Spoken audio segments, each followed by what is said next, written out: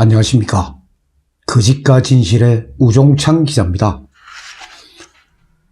문재인 정권에 의해 임명된 김명수 대법원장이 취임 후 최초로 고위직 법관 33명에 대해 정기 인사를 단행했습니다. 이 인사는 1월 28일 월요일에 있었습니다. 고위직 법관이라 하면 차관급 대우를 받는 판사들을 말합니다. 제가 오늘 이 시간에 이 법원의 판사 인사를 언급하는 이유는 박근혜 대통령 사건, 현재 대법원에 계류 중인 박근혜 대통령 사건의 결과가 법원 인사 그리고 양성태 대법원장 재판하고 직접적으로 맞물려 있기 때문에 제가 설명을 드리는 것입니다. 판사 세계에도 계급이라는 게 있습니다.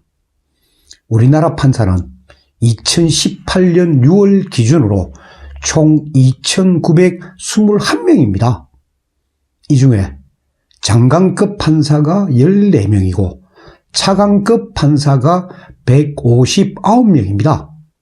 그러니까 그 나머지 2,700여 명의 판사는 평판사라고 합니다.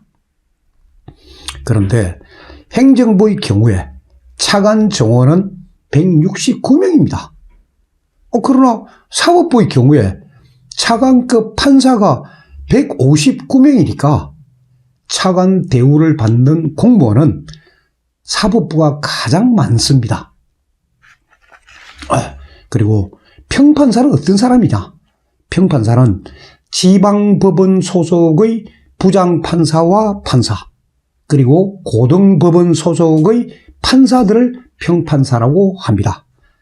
차관급 판사는 고등법원의 법원장과 고등법원 부장판사, 그리고 지방법원의 법원장과 가정법원의 법원장, 그리고 행정법원장, 특허법원장, 회생법원장, 이 법원장들을 차관급 판사라고 합니다. 장관급 판사는 대법관을 말합니다.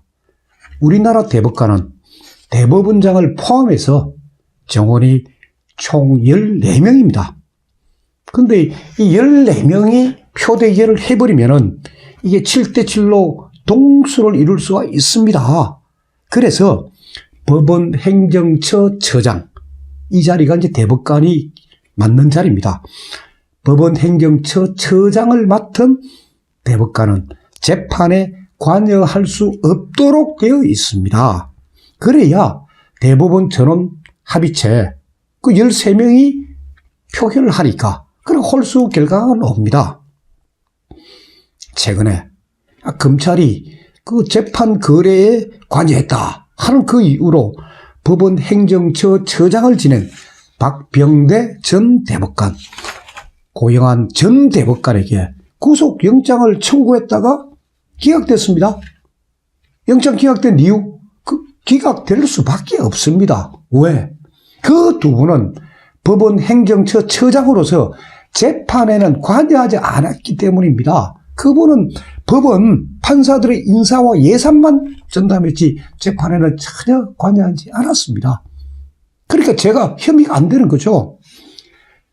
윤석열 검사하고 한동훈 검사는 법원의 이러한 특수한 구조를 잘 알고 있습니다. 근데 국민들은 모르고 있죠. 그걸 법원 행정처 처장 대법관이니까 그것도 뭐 재판하는 거 아니냐? 아닙니다. 그분들은 국민들을 모르고 있다는 그걸 속이고 구속영장을 딱 청구했다가 결국 뭡니까? 망신만 당한 거예요. 자, 그리고 모든 판사의 1차 목표가 이 차관급 판사가 되는 겁니다. 왜? 차관급 판사가 되면은 별도 개인 사무실이 있습니다. 그러니까 지방법원 부장판사를 하더라도 개인 별도 사무실이 있는 게 아니고 그 재판부에 소속된 판사들하고 같은 사무실을 쓰고 여직원도 공유하고 그런 식인데 차관급 판사가 되면 별도의 개인 사무실이 있고 여비서가 따로 있고 관용차가 따로 나옵니다. 운전기사 딸린 관용차가 나옵니다. 그래서 웬만한 판사, 대부분의 판사들은 이 고등법원 부장판사로 승진하기 위해서 아주 최선을 다합니다. 저도 법조 출입을 해봐서 알지만은 이 무렵쯤 되면 정치권에 대한 로비도 아주 치열합니다. 그러다가 고등법원 부장판사로 승진하지 못하면은 판사 사회를 떠나는 게 이게 대한민국 판사 세계의 관행이었습니다. 이번 고위법관 인사를 앞두고 좌파 성향의 평판사들이 노린 자리가 두 군데입니다. 두 군데를 딱 노렸습니다. 하나는 의정부 지방법원장 자리, 또 하나는 대구 지방법원장 자리입니다. 그리고 지방법원장이 바로 고등법원 부장판사입니다. 다 같은 겸직하는 자리예요. 좌파 판사들은 다른 자리는 필요 없고 이 두 자리, 의정부 지방법원장, 대구 지방법원장, 이 두 자리만은 그들이 추천하는 판사를 임명하라 하고 그동안 김명수 대법원장을 아주 압박해 왔습니다. 뭐 신문에도 보도가 다 되었습니다. 자, 그러면 이 좌파 판사들이 의정부 지방법원장으로 추천한 판사가 누구냐? 신진화 판사입니다. 여성입니다. 자, 그럼 신진화 판사는 어떤 사람이냐? 2000년에 판사로 임용된 경력 18년차 판사입니다. 경력 18년차 판사가, 평판사가 의정부 지방법원장에 소위 고등법원 부장판사급에 임명된다는 것은 검찰의 비유를 하면은 평검사 윤석열이 검사장 승진과 동시에 서울중앙지검장이 되는 것만큼 아주 파격주의 파격 인사라고 할 수가 있는 겁니다. 그리고 의정부 지방법원 어떤 곳입니까? 마른 지방법원이지만은 경기도 북부 일대를 관장하는 아주 큰 지방법원입니다. 경기도 일산에 거기 고향 지원이 있습니다. 그래 고향 지원을 포함해가지고 시군 6개 시군에 이 지원이 있고 등기소가 8군데나 있습니다. 국민의 재산권 형성과 굉장히 관련된 그런 법원입니다. 소속된 의정부 지방법원에 소속된 판사 수가 130명이고 법원 직원이 700명입니다. 이런 큰 법원, 그러니까 법원장으로서도 책무도 이 막중한 이 자리에 경력 18년차 판사를 임명한다? 그러니까 파격 중에 파격이라고 제가 말씀드리는 겁니다. 그런데 이 좌파 성향, 김명수 대법원장 좌파 성향 아닙니까? 근데 김명수 대법원장도 의정부 지방법원의 이러한 거대한 규모, 이 법원장으로의 막중한 책무를 알고 있기 때문에 좌파 판사들의 요구를 들어줄 수가 없었습니다. 그래서 장준현 판사를 법원장에 임명했습니다. 장준현 판사는 연수원 22기입니다. 신진화 판사는 연수원 29기입니다. 그러니까 신진화 판사보다도 7년 선배, 그런 아주 경험 있는 판사를 법원장에 앉힌 겁니다. 그러니까 김명수 대법원장도 좌파 판사들 그 무리한 요구 제동을 걸었습니다. 그리고 경험 있는 판사를 법원장에 임명을 했습니다. 좋습니다. 그럼 대구지방법원장은 어떻게 됐느냐? 자, 대구지방법원장의 경우에 좌파 판사들은 한 명이 아니고 의정부 지방법원장은 한 명을 탁 추천했는데 대구지방법원장은 3명을 추천을 했습니다. 3명. 이 중에서 골라서 한 명이라도 시켜달라. 자, 그 3명이 누구냐? 그 중에 영순이가 김태천 판사입니다. 영순이가 김태천 판사. 그 다음 후보는 이제 손봉기 판사, 정용달 판사. 이렇게 3명의 판사를 추천을 했습니다. 그러면 김태천 판사가 누굴까요? 좌파 판사들의 구심체, 그게 국제법연구회입니다. 이 국제법연구회의 초대 회장이 김태천 판사입니다. 김명수 대법원장 2대 회장입니다. 국제법연구회 2대 회장. 그러니까 김태천 판사가 김명수 대법원장보다도 이 조직으로 따지면 선배뻘입니다.